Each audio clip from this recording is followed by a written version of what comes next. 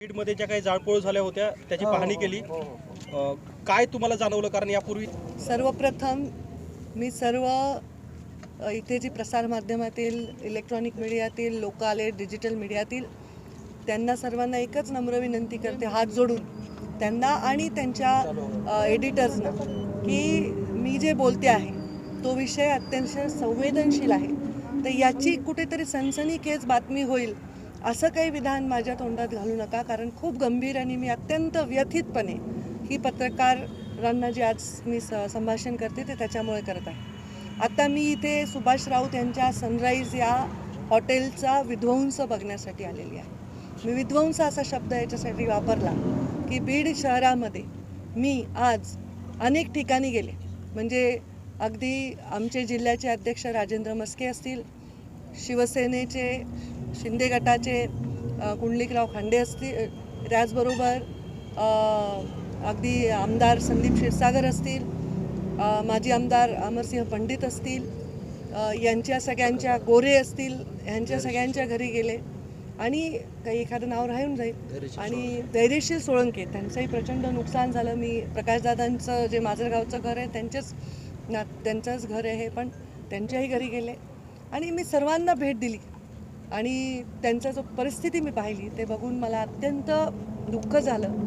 मी या सगळ्या घटनांबद्दल तीव्र नापसंती व्यक्त करते, कारण ह्या घटना मी व्हिडिओवर पाहिल्या तेव्हाही मला एवढंच गांभीर्य त्याचं वाटलं, पण त्यावेळची परिस्थिती अशी नव्हती की आपण काहीतरी बोलावं आणि अजून एखादा उद्रेक होईल ह्याची काळजी नेत्यांनी घेतली पाहिजे, म्हणून शांततेने तोपर्यंत आम्ही थांबलो.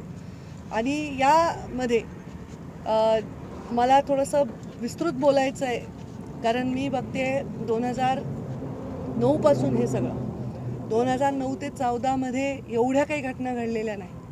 14 नंतर आंदोलनं मी पाहिली, आरक्षणाची सगळ्यांची पाहिली, धनगर आरक्षणाची पाहिली, आदिवासींची पाहिली, मराठा आरक्षणाचे मूकमोर्चे पाहिले.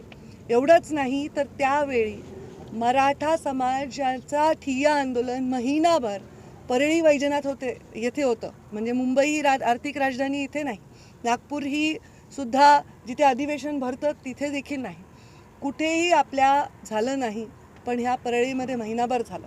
पण कुठेही असा वाईट प्रकार घडल्याचं कधी आठवत नाही. एक आंदोलन माझ्या शिवशक्ती परिक्रमेच्या आजूबाजूला गाजत होतं, ते म्हणजे आंतरवेलीमधील जरांगेंचं उपोषण. या उपोषणामध्ये एक लाठीचार्ज झाला, जो लाठीचार्ज निंदनीय होता आणि त्याची चौकशी झाली पाहिजे अशी मागणी मी केली की मराठा समाजाला आरक्षण मिळावं याच्यासाठी एक व्यक्ती उपोषण करत असेल, आमरण उपोषण, त्यांना पूर्ण राज्यातून सपोर्ट मिळत असेल, अशा ठिकाणी सुरक्षा व्यवस्थेचा प्रश्न निर्माण झाला. त्याच्यावरही मी निंदा केली. परिक्रमेनंतर अनेक गोष्टी मी जवळून पाहिल्या, त्या सगळ्यांवर मी भाष्य करणार नाही, पण त्या लाठीचार्जानंतर वेळ दिला जातो सरकारला, तो वेळ सरकारला दिलेला त्या पुरेसा नसल्यामुळे त्याच्यामध्ये सरकार हवा तसा निर्णय घेऊ शकत नाही, आणखी वेळ मागतं. त्यावेळी उपोषण सोडण्याच्या दिवशी ह्या अशा प्रकारच्या घटना घडतात. ह्या घटना अप्रिय आहेत. मराठा समाजाच्या आरक्षणाला आमचा पाठिंबाच आहे, ते त्यांना मिळालंच पाहिजे. पण जे जन्मानीच मागास आहेत, इतर मागासवर्गीय आहेत, ज्यांची जीवनातली लढाई ही शून्यापासून सुरू होते, त्यांच्या आरक्षणाला धक्का न लावता ते मिळालं पाहिजे, याच्यावरही सर्व नेत्यांची स्पष्ट भूमिका आहे. आत्तापर्यंतच्या महत्त्वाच्या मराठा समाजातील नेत्यांनी पण तशीच भूमिका घेतलेली आहे आणि त्यामुळे आरक्षण असं दिलं पाहिजे जे टिकेल. मग ते 16% दिलं पण टिकलं नाही, मग ते किती टक्के दिल्याने टिकतं? 7% दिल्याने टिकतं, 8% दिल्याने टिकतं, याच्यावर विचार केला गेला पाहिजे असता.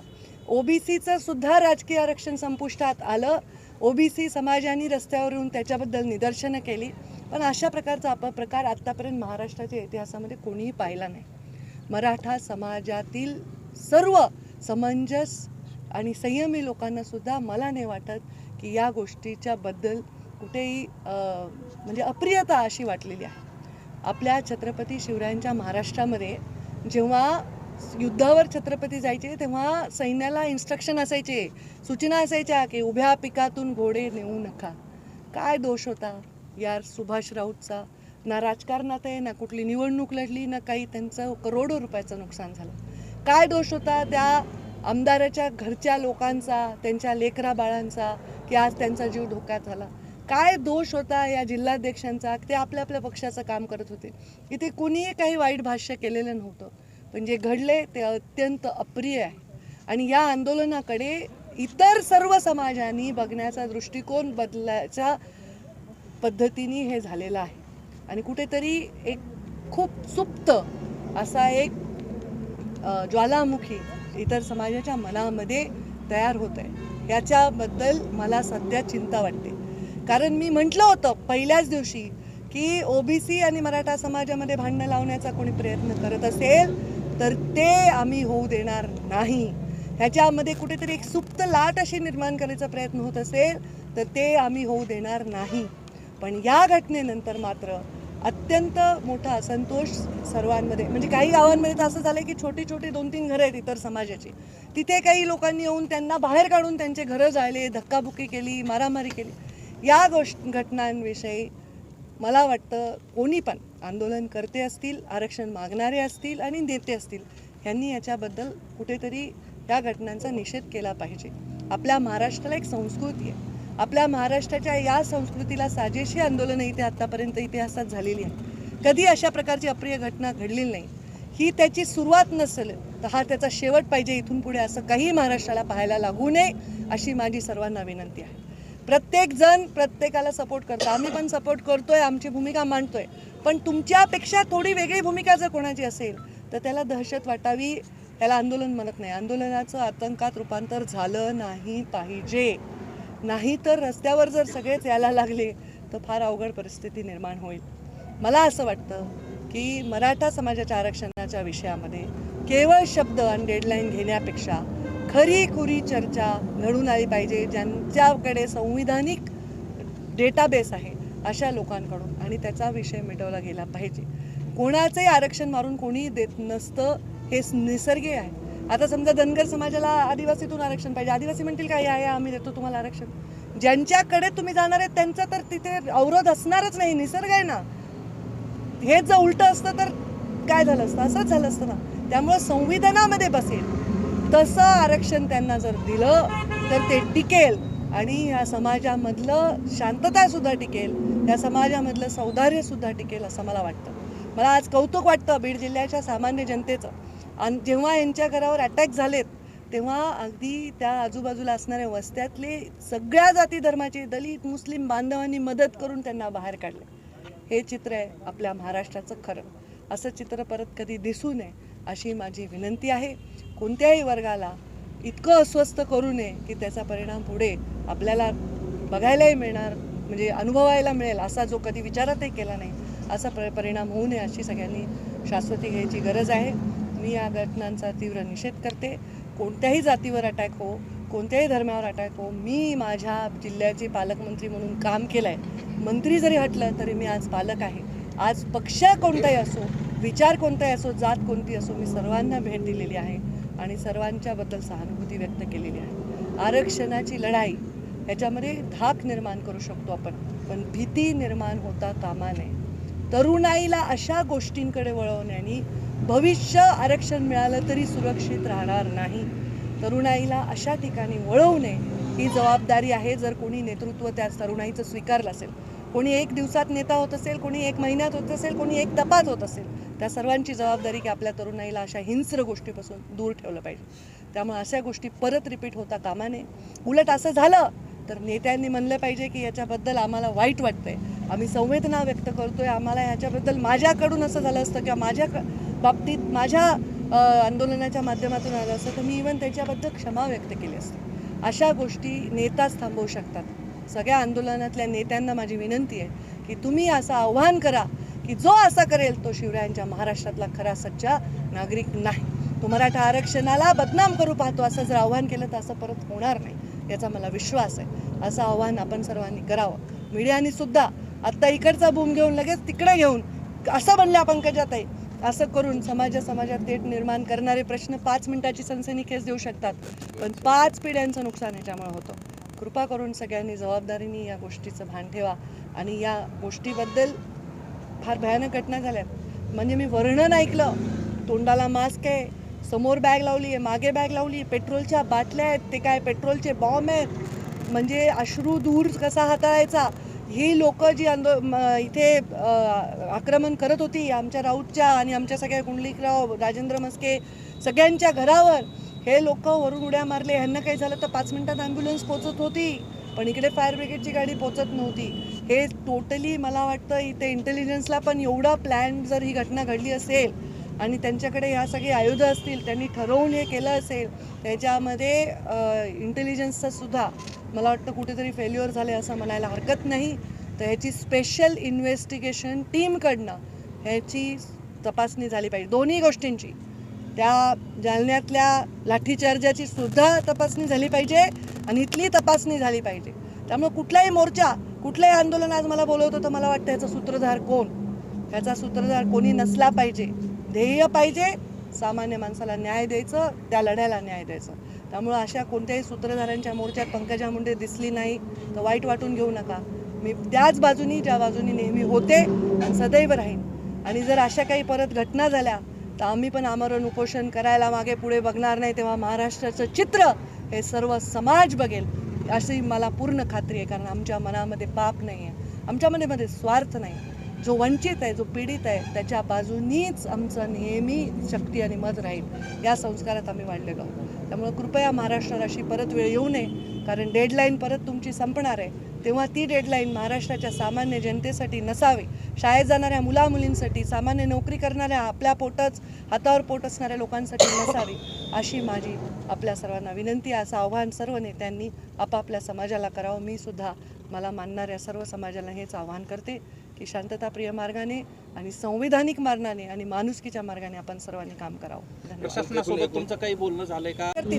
आत्ता प्रशासनाची भेट घेणार आहे मी, कलेक्टर आणि एसपींना भेटणार आहे. मला भेटायच्या आधी या लोकांची फर्स्ट हँड माहिती पाहिजे होती. कारण IQ माहिती, सोशल मीडियाची माहिती किंवा रंगवलेली माहितीवर विश्वास ठेवणं बरोबर नाही.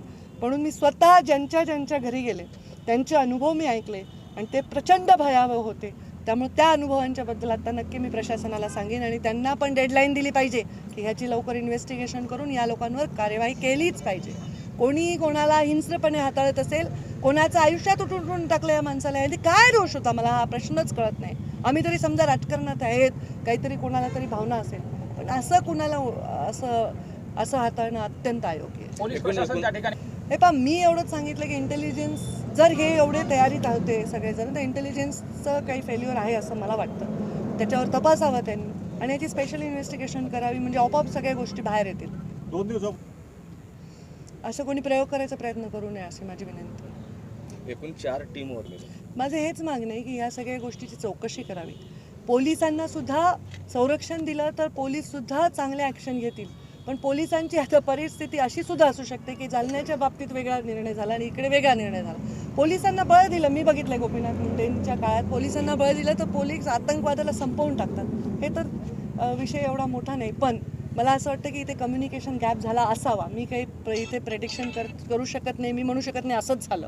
माझं म्हणणं इथे कम्युनिकेशन गॅप झाला असावा. इंटेलिजन्सचं फेल्युअर दिसतंच आहे. कारण जर हे सगळे तयारीत होते तर हे कुठेतरी फोनवर बोलले असतील, काहीतरी संभाषण असतील ज्याचे अंदाज इंटेलिजन्सला यायला पाहिजे होता. आणि कुठेतरी मला वाटतं की